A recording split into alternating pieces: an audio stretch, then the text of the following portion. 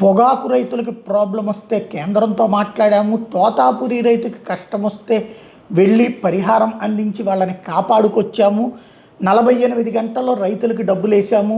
అలాగే మొదట్లో డబ్బులు లేకపోయినా సంపద సృష్టించి పథకాలన్నీ చేస్తానని చెప్పాను. గతంలో జగన్ చేసిన విధ్వంసం నుంచి కాపాడతానన్నాను. ఆ విధ్వంసాన్ని తీసి నగదుని సృష్టిస్తానన్నాను. ఆ సృష్టించబట్టినే ఇప్పుడు 20,000 రూపాయలు ఏడాదికి వేస్తున్నాం.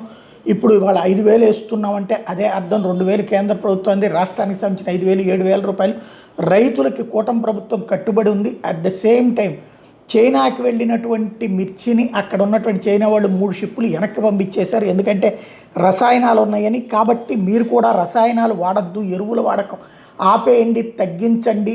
మందులు, పురుగు మందులు, ఎరువులు, రసాయనాలు మంచిది కాదు అంటూ హితవు చెప్పుకొచ్చారు చంద్రబాబు నాయుడు గారు. తాజాగా పీఎం కిసాన్ అలాగే రైతులకు సంబంధించి ఆంధ్రప్రదేశ్ ప్రభుత్వం తరపున వేస్తున్నటువంటి డబ్బులు విడుదల చేస్తున్న సందర్భంలో